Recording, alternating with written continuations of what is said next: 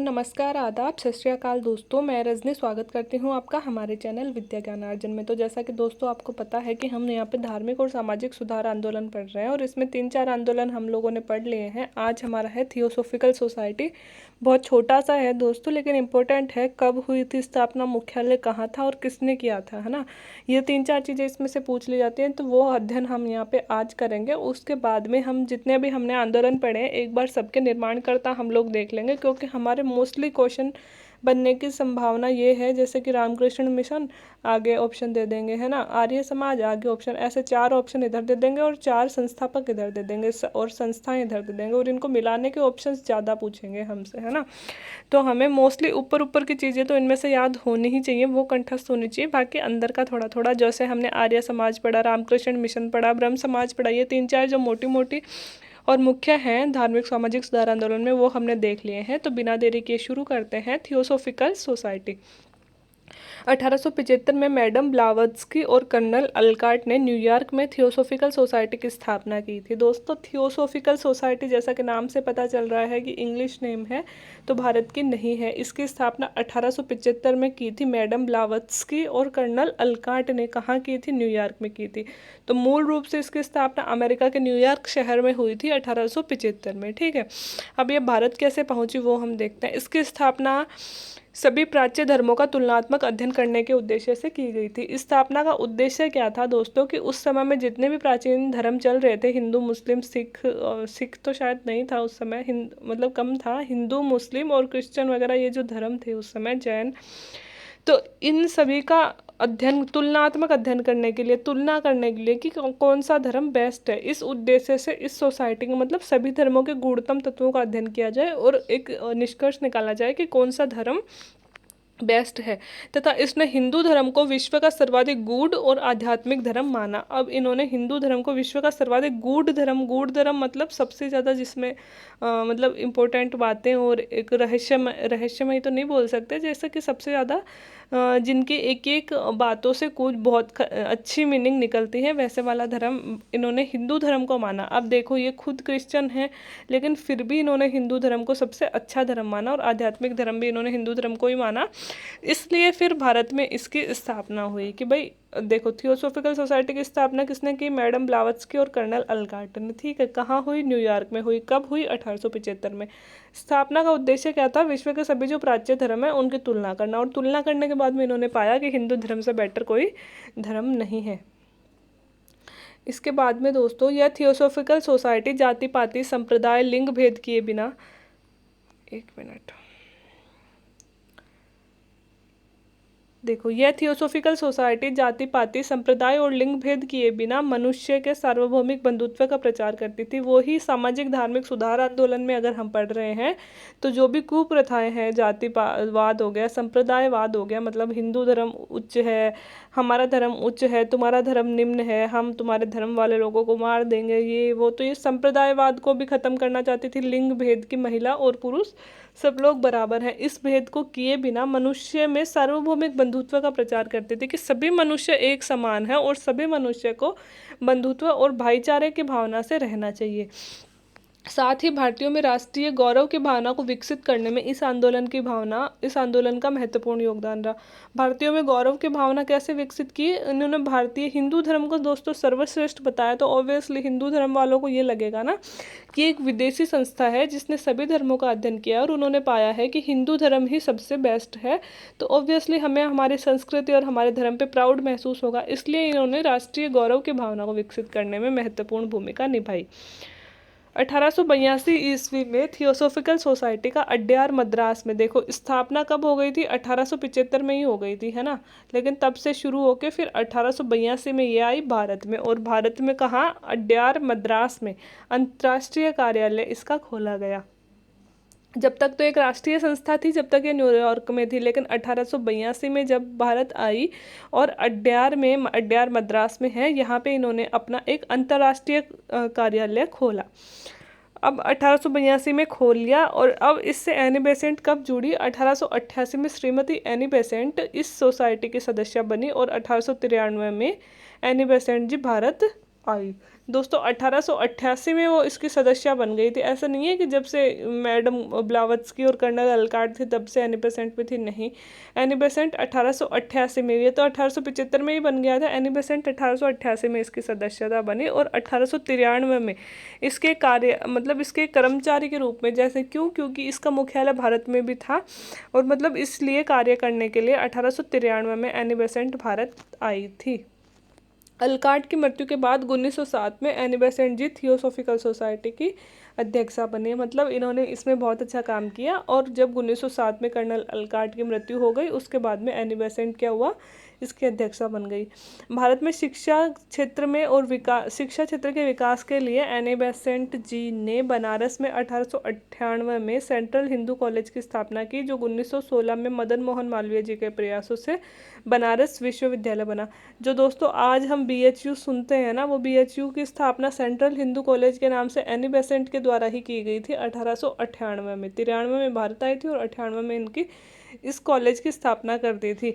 और 1916 में फिर मदन मोहन मालवीय जी ने इसको और भी बेहतर बनाया और इसका नाम बदलकर बनारस हिंदू विश्वविद्यालय कर दिया गया। तो दोस्तों एनी बेसेंट का योगदान सिर्फ थियोसॉफिकल सोसाइटी में ही नहीं था। यहाँ तो हम सिर्फ धार्मिक और सामाजिक सुधार आंदोलन पढ़ रहे हैं, इसलिए उनकी सीमित भूमिका का अध्ययन हमने किया है। बाकी एनी बेसेंट जी का योगदान हमारे राष्ट्रीय आंदोलन और स्वतंत्रता संग्राम में भी बहुत ज़्यादा रहा है। तिलक के साथ मिलकर उन्होंने कार्य किया और ये जो अड्यार में उन्होंने अपना मुख्यालय खोला था दोस्तों, तो जो थियोसॉफिकल सोसाइटी थी इसका दोस्तों प्रसार करने में तिलक जी का भी बहुत सारा योगदान रहा है ना। लेकिन वो हम पढ़ेंगे आगे चल के स्वतंत्रता संग्राम में, है ना। अभी हम ये पढ़ रहे हैं, मतलब अभी हम धार्मिक और सामाजिक सुधार आंदोलन पढ़ रहे हैं, तो अभी हमें इतना काफ़ी है। अब जो धार्मिक और सामाजिक सुधार आंदोलन हमने अब तक पढ़े उनमें मुख्य मुख्य कौन कौन से रहे एक बार हम देख लेते हैं। सबसे पहले दोस्तों आत्मीय समाज और ब्रह्म समाज, इसके 1815 में और इसके 1828 में। इनकी स्थापना किसने की थी? राजा राम मोहन राय ने। तो आप मतलब हमने संत तो उधर पढ़ ही लिए, लेकिन फिर भी मुख्यतः तो आपको कुछ कुछ इम्पोर्टेंट चीज़ें हैं, जैसे कि ब्रह्म समाज हो गया, आर्य समाज हो गया, रामकृष्ण मिशन हो गया, इनकी आपको सन भी याद रखनी है, कौन से मतलब सन में इनकी स्थापना हुई थी। बाकी इनका जो संस्थापक है वो तो आपको याद करने ही करने पड़ेंगे, बहुत इंपॉर्टेंट है। और बहुतों बार सिर्फ रीट में ही नहीं दोस्तों, हर एक एग्ज़ाम में जो RPSC और UPSC की होती है एग्ज़ाम में ऐसे क्वेश्चन पूछे ही जाते हैं। तो आत्मीय सभा और ब्रह्म समाज दोनों की स्थापना किसने की थी? राजा राम मोहन राय ने। फिर राजा राम मोहन राय तो मतलब उनके जाने के बाद में किसने संभाला था? देवेंद्र नाथ टैगोर ने संभाला था। और फिर देवेंद्र नाथ टैगोर ने सौंप दिया था किसको? केशव चंद्र सेन को। और केशव चंद्र सेन ने मतलब इतना अच्छा प्रयास किया था कि ये जो ब्रह्म समाज है इसको अखिल भारतीय स्वरूप केशव चंद्र सेन ने प्रदान किया था। लेकिन फिर देवेंद्र नाथ टैगोर और केशव चंद्र सेन में विचारात्मक मतभेद हो गए कुछ बातों पर, और केशव चंद्र सेन को अपदस्थ कर दिया गया ब्रह्म समाज से। फिर आगे चलकर केशव चंद्र सेन ने आदि ब्रह्म समाज की स्थापना की। दोस्तों ऐसे हम रटेंगे कभी याद नहीं होगा, आपको लाखों चैनल ऐसे मिलेंगे जो आपको कोड बना बना के सिखाते हैं, कभी याद नहीं होगा। मेरा ये मानना है कि अगर आप जब तक चीज़ों को समझोगे नहीं, अब केशव चंद्र सेन ने आदि ब्रह्म, इतना अपन को सोचने की ज़रूरत ही नहीं है अगर इनके पीछे की अपन को स्टोरी याद होगी कि भाई पहले ब्रह्म समाज बना था, फिर ब्रह्म समाज की स्थापना राजा राम मोहन राय ने की थी, फिर उनके मरने के बाद में देवेंद्र नाथ टैगोर ने संभाला था। देवेंद्र नाथ टैगोर ने कुछ दिन संभाला, फिर केशव चंद्र सेन जी को दे गए थे संभालने के लिए। जब वो वापस लौटे तो उन्होंने देखा कि केशव चंद्र सेन जी ने इसका अखिल भारतीय स्वरूप इसको प्रदान कर दिया है। और उस समय ब्रह्म समाज अपने चरमोत्कर्ष पर था, पर जो देवेंद्र नाथ टैगोर है उनके मन में थोड़ी सी जेलसी मान लो, या ऐसा कहीं लिखा नहीं होता है, लेकिन ये हुआ कि उनमें कुछ बातों पे विचारात्मक मतभेद हो गया और उन्होंने इसके अध्यक्ष पद से केशव चंद्र सेन को अलग कर दिया। फिर केशव चंद्र सेन ने आदि ब्रह्म समाज के नाम से दूसरी संस्था स्थापित की। ठीक है। अब ये जो देवेंद्र नाथ टैगोर थे, इन्होंने राजा राम मोहन राय के बाद में ये जो संभाला था, इनकी स्वयं की भी एक और संस्था थी इससे पहले, वो था तत्वबोधिनी समाज। ये भी बहुत इंपॉर्टेंट है दोस्तों, बहुत बार पूछी जाती है, तो तत्वबोधिनी समाज भी आप याद रखिएगा।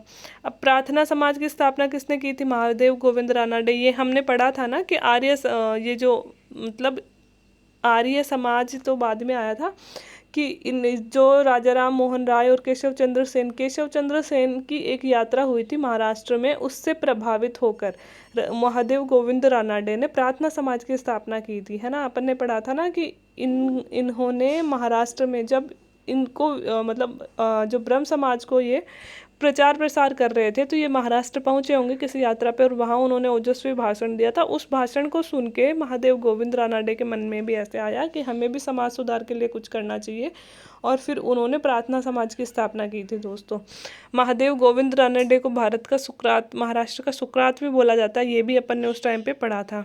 इसके बाद में है आर्य समाज। आर्य समाज तो अपन को जैसे रटने की ज़रूरत ही नहीं है, तीन चीज़ें तो ब्रह्म समाज राजा राम मोहन राय, आर्य समाज स्वामी दयानंद सरस्वती, और रामकृष्ण मिशन स्वामी विवेकानंद। ये तीनों तो आपको सपने में भी कोई पूछे तो याद रहनी चाहिए, क्योंकि ये हमारे ऐसे कह सकते हैं आधुनिक भारत के नवनिर्माता माने जाते हैं तीनों दोस्तों। तो इन तीनों में तो कोई कन्फ्यूज़न होना ही नहीं चाहिए, ये तो आपको याद रहने ही चाहिए। आर्य समाज वो वाला था दोस्तों, वेदों की ओर लौटो, है ना, तो वो वाला याद कर लेना जिसने शुद्धि आंदोलन चलाया था, खंडनी पताका फहराई थी, है ना, पाखंड खंडिनी पताका फहराई थी, है ना। तो थोड़े थोड़े जैसे अपन ने पीछे ये टॉपिक पढ़े हैं, इनके बारे में आप थोड़ा थोड़ा भी याद रख लोगे ना, तो किसी भी चीज़ को रटने की ज़रूरत तो आपको लगेगी ही नहीं कहीं पे। इसके बाद में रामकृष्ण मिशन हमने पढ़ ही लिया था कि भाई स्वामी विवेकानंद जी के गुरु थे रामकृष्ण परमहंस। उनकी मृत्यु के बाद में जब वो 1893 में शिकागो धर्म सम्मेलन में गए थे, तो वहाँ पे उनकी अपने हिंदू धर्म को विश्व स्तर पर पहचान मिली थी। फिर आगे आके उन्होंने भारत में जब वो लौटे तो उन्होंने रामकृष्ण मिशन की शुरुआत की थी। अब है दोस्तों सेंट्रल हिंदू कॉलेज। हमने पढ़ लिया कि सेंट्रल हिंदू कॉलेज की स्थापना किसने की थी, एनी बेसेंट ने की थी, और आगे चलकर यही सेंट्रल हिंदू कॉलेज मदन मोहन जी के प्रयासों से क्या बना, बनारस विश्वविद्यालय। ठीक है। अब दोस्तों मुस्लिम, ये अपन ने कुछ नहीं पढ़े हैं, लेकिन ये भी मिलवाने के लिए पूछ लेते हैं। इतना डीप अपन नहीं जा सकते हैं, क्योंकि हिस्ट्री के पहले से अपने 20 लेक्चर लगभग बन चुके हैं, और आगे मुझे लगता है 10 लेक्चर तो बनेंगे ही बनेंगे। तो इतना अगर टाइम अपन हिस्ट्री को ही देंगे तो फिर और सब्जेक्ट अपन कवर नहीं कर पाएंगे। तो फिर भी मैं इतना सोचती हूँ कि अगर अपन जो भी पढ़ा रहे हैं बच्चों को, उससे बाहर कुछ जाए नहीं, चाहे अपन थोड़ा पीछे रह जाएं, लेकिन जो हम पढ़ रहे हैं ना उससे बाहर कुछ एग्ज़ाम में जाना नहीं चाहिए। इसलिए मैं अपनी तरफ से बेस्ट करने की कोशिश करती हूँ। बस आप मेरे साथ चलते रहिए, जो मैं पढ़ाती हूँ उसको पढ़ते रहिए, सिलेबस आपका सारा यहीं पे पूरा हो जाएगा। इससे बाहर रीट में तो कुछ नहीं जाएगा, ये मेरा वादा है। अब मुस्लिम एंग्लो ओरिएंटल स्कूल की स्थापना किसने की थी, सैयद अहमद खान ने। किसने, सैयद अहमद खान ने। ठीक है। मुस्लिम एंग्लो ओरिएंटल स्कूल, ये अपने आगे चल के दोस्तों जो हम स्वतंत्रता संग्राम पढ़ेंगे उसमें भी आएगा। तो मुस्लिम एंग्लो ओरिएंटल स्कूल की स्थापना की सर सैयद, इनका पूरा नाम था सर सैयद अहमद खान। अहमदिया आंदोलन इनके नाम से ही है दोस्तों, गुलाम अहमद ने चलाया था। नामधारी आंदोलन याद रखिएगा, राम सिंह ने चलाया था नामधारी आंदोलन।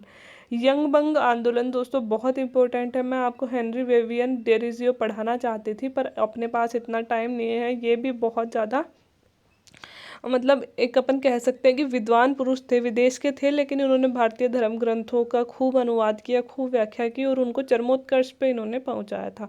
तो यंग बंगाल आंदोलन का भी समय मिलेगा तो विवियन डेरिजियो की स्टोरी मैं आपको सुनाऊंगी अलग से लेक्चर बना के। तो यंग बंग आंदोलन के समर्थक थे हेनरी विवियन डेरिजियो। ठीक है।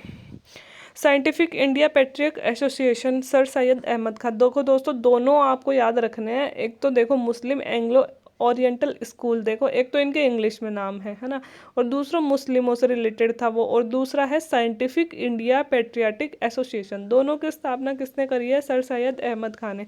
अपने हिंदुओं में हिंदुओं में नहीं, अपने हिंदुस्तानी में ना मुस्लिम नाम के अपन को कम मिलेंगे ये संस्थाएं वगैरह, लेकिन यहाँ पे अपन को मिल रही हैं, तो थोड़ा सा याद रख लेना। सर सैयद अहमद खान भी दोस्तों बहुत पढ़े लिखे और महान व्यक्ति थे, तो इन्होंने अपनी संस्थाओं का नाम भी अंग्रेजी में रखा था ज़्यादातर। और परमहंस मंडली थी गोपाल हरि देशमुख की। मुझे जितनी इंपॉर्टेंट संस्थाएं मुझे लगी, मैंने यहाँ पे लिखी हैं, एक बार फिर से अपन दोहरा देते हैं। देखो सेंट्रल हिंदू कॉलेज अपन को याद है, याद करने की ज़रूरत नहीं है, एनी बेसेंट ने। मुस्लिम एंग्लो ओरिएंटल स्कूल और साइंटिफिक इंडिया पैट्रियाटिक एसोसिएशन, दोनों सर सैयद अहमद खान की है। अहमदी आंदोलन अहमदी चलाएगा, नामधारी आंदोलन राम सिंह चलाएगा। ठीक है। इसके अलावा परमहंस मंडली गोपाल हरि देशमुख चलाएगा। ये वाले तो अपन को याद ही है, आदि समाज ब्रह्म समाज राजा राम मोहन राय की, आदि ब्रह्म समाज केशव चंद्र सेन, तत्वबोधिनी सभा किसकी थी, देवेंद्रनाथ टैगोर की, प्रार्थना समाज किसका था, महादेव गोविंद रानाडे, और आर्य समाज किसका था, स्वामी विवेकानंद सरस्वती और रामकृष्ण मिशन विवेकानंद जी का था। तो दोस्तों ये था हमारा सामाजिक और धार्मिक सुधार आंदोलन। और अब अगर आपको समझ में नहीं आ रहा है कि हम कहाँ चल रहे हैं, तो एक बार मैं आपको अपना सिलेबस दिखा देती हूँ कि हम कहाँ चल रहे हैं। ये रही देखो दोस्तों अपने यूनिट थर्ड हम पढ़ रहे हैं। मुझे पता है ये बहुत लंबी हो गई, लेकिन मैं भी कुछ नहीं कर सकती, हिस्ट्री चीज़ ही ऐसी है जिसमें अपन को इतनी चीज़ें पढ़नी पड़ती है। मुझे खुद को समझ में नहीं आता मैं क्या पढ़ाऊँ क्या छोड़ूँ। मुझे हर चीज़ इंपॉर्टेंट लग रही है कि हाँ जी ये भी पूछ सकते हैं, ये भी पूछ सकते हैं, तो मैं अपनी तरफ से बेस्ट देने की कोशिश कर रही हूँ। आप मेरे साथ चलते रहिएगा। आपको कुछ लगे कि ये चीज़ इंपॉर्टेंट नहीं है तो आप उस लेक्चर को स्किप कर सकते हैं। देखो मध्यकाल और आधुनिक काल, इसमें दोनों हिस्ट्री दे दी अपनी, मध्य भी और आधुनिक भी। तो मध्यकाल में सबसे पहले अपन को दिया भक्ति और सूफी आंदोलन, 2 लेक्चर अपने इसके बने हैं। फिर मुगल राजपूत संबंध दे दिया दोस्तों। अब मुगल राजपूत संबंध में हमने सारे मुगलों की हिस्ट्री पढ़ी है, क्योंकि हर एक कहने को तो इन्होंने एक लाइन लिखी है जरा सी, है ना, लेकिन मुगल राजपूत संबंध में बाबर के भी मुगलों से संबंध रहे, हुमायूं के भी रहे, अकबर के तो बहुत ज़्यादा रहे, और अकबर के आने के बाद में हर एक राजा के, किसके, जैसे शाहजहाँ के भी रहे हैं, उनके बाद में जहांगीर के भी रहे हैं, मतलब अकबर के बाद में जहांगीर का भी था, शाहजहाँ का भी था, औरंगजेब का भी था, है ना। तो औरंगजेब तक अपन ने पढ़े हैं। तो अगर अपन इनको कवर नहीं करते तो अपने राजपूत संबंध कहाँ हो पाते, है ना। तो इसलिए मुझे वो पढ़ाना ज़रूरी हो गया। इसके बाद में अपन ने पढ़ा मुगल प्रशासन। अगर मैं मुगल प्रशासन आपको डायरेक्ट पढ़ा देती, सूबेदार क्या होता है ये क्या, तो आपको याद ही नहीं होता। उससे ज़रूरी था पहले राजा पढ़ाना, तो मैंने राजा पढ़ाई। अब मुगल प्रशासन में मुगल काल के साहित्य भी पढ़ाया मैंने, चित्रकला भी पढ़ाई मैंने, धर्म भी पढ़ाया, और मुगल राजत्व का सिद्धांत, सब कुछ मैंने यहाँ पे पढ़ाया है। अब मध्यकाल के सामाजिक आर्थिक सांस्कृतिक दशा, ये भी मैंने आपको मोटे मोटे तौर पे बता दी है कि मध्यकाल में कौन से तो व्यापारी आए थे, किस तरह का धर्म चलता था, ये अपन ने इतना सब कुछ पढ़ लिया, उनमें वैसे कवर हो गया। अब भारतीय राज्यों के प्रति ब्रिटिश नीति हमने बंगाल से शुरू की थी, है ना, प्लासी का युद्ध और ये सब, बक्सर का युद्ध यहाँ से शुरू की थी, और किस तरह से फिर उन्होंने पूरे भारत को अपने चपेटे में ले लिया। ये 1857 की क्रांति के 2-3 लेक्चर हमने बनाए। अब मैं 1857 की क्रांति का शायद 3 या 2 लेक्चर मैंने बनाए, इससे छोटी मैं क्या करूँ। अपने संविधान की एक महत्वपूर्ण घटना है 1857 की क्रांति, तो इससे छोटा तो कुछ हो ही नहीं सकता। अब भारतीय अर्थव्यवस्था पर ब्रिटिश प्रभाव, अब दोस्तों ये 1800 से लेके पूरा 1947 तक का युग इसमें आ जाता है कि भारतीय अर्थव्यवस्था को किस तरह से ब्रिटिश लोगों ने प्रभावित किया। अब ये कोई स्पेशल ऐसे तो है नहीं कि अपन को एक जगह मिल गया कि ये इसने प्रभावित किया। अब कृषि पर भी प्रभाव पड़े हैं, उद्योगों पर भी प्रभाव पड़े हैं, शिक्षा पे भी पड़े हैं। तो जहाँ तक मैंने कवर करने की कोशिश की है, मुझे टॉपिक्स मिले हैं शॉर्ट एंड इम्पोर्टेंट, वो मैंने कवर इसमें कर लिया है। अब अपना हो गया पुनर्जागरण और धार्मिक सुधार आंदोलन। यहाँ भी इन्होंने सिर्फ एक लाइन लिखी है, लेकिन आपने देखा कि अपन ने कितने सारे आंदोलन यहाँ पढ़ने पड़े हैं। इसमें भी मैंने सारे मुस्लिम आंदोलन तो छोड़ ही दिए हैं कि भाई अहमदिया आंदोलन हो गया, है ना, देवबंद आंदोलन हो गया, ये तो मैंने छोड़ ही दिए हैं कि भाई इतने इंपॉर्टेंट नहीं है, इतना डीप अपने नहीं पूछा जाएगा। तो जो हिंदू धर्म में जो सामाजिक सुधार आंदोलन है वो मैंने आपको सारे पढ़ाए हैं। अब देखो, अब अगला टॉपिक हमारा बचा है भारतीय राष्ट्रीय आंदोलन। अब दोस्तों इन्होंने तो एक लाइन में लिख दिया भारतीय राष्ट्रीय आंदोलन, लेकिन इसमें डेट क्या लिखी है, 1919 से 1947। 1919 में महात्मा गांधी जी ने भारत में प्रवेश किया था। तो इनका कहने का मतलब है कि गांधी जी के समय से लेकर आज़ादी के समय तक की घटनाओं में से हम कुछ भी पूछ सकते हैं। तो अब अपन को यहाँ पे सब कुछ कवर करना पड़ेगा कि कैसे कैसे गांधी जी के समय से लेकर 1947 तक हमारी घटनाएं ये घटी थी, तो वो हमको सब कुछ यहाँ पे पढ़ना पड़ेगा। तो अगले 5-7 लेक्चर तो इसके बनेंगे, इससे कम मैं कर नहीं सकती हूँ, क्योंकि उससे कम मैं आपको कितना स्किप करके पढ़ाऊँगी, क्योंकि उससे फिर आपके एग्ज़ाम में इंपॉर्टेंट चीज़ें, क्योंकि भारतीय राष्ट्रीय आंदोलन तो हमारे लिए दोस्तों हर एक चीज़ में इंपॉर्टेंट हो जाता है। तो यहाँ पे मैं रीड के बेस को ही नहीं लेके चल रही हूँ। हर एक एग्ज़ाम जो हम आरपीएससी यूपीएससी के देते हैं उसमें बहुत इंपॉर्टेंट टॉपिक है भारतीय राष्ट्रीय आंदोलन।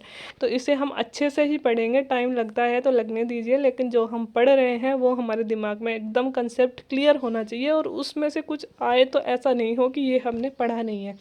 तो ये हम अच्छे से पढ़ेंगे। फिर आगे हमारी 4 इकाइयाँ और रह जाएंगी, वो हम आराम से कवर कर लेंगे, कोई टेंशन लेने की ज़रूरत नहीं है। आप बस मेरे साथ बने रहिए और साथ साथ मेहनत करते रहिए। तो वीडियो देखने के लिए थैंक यू वेरी मच। अच्छा लगा हो तो लाइक शेयर एंड सब्सक्राइब करते रहिएगा।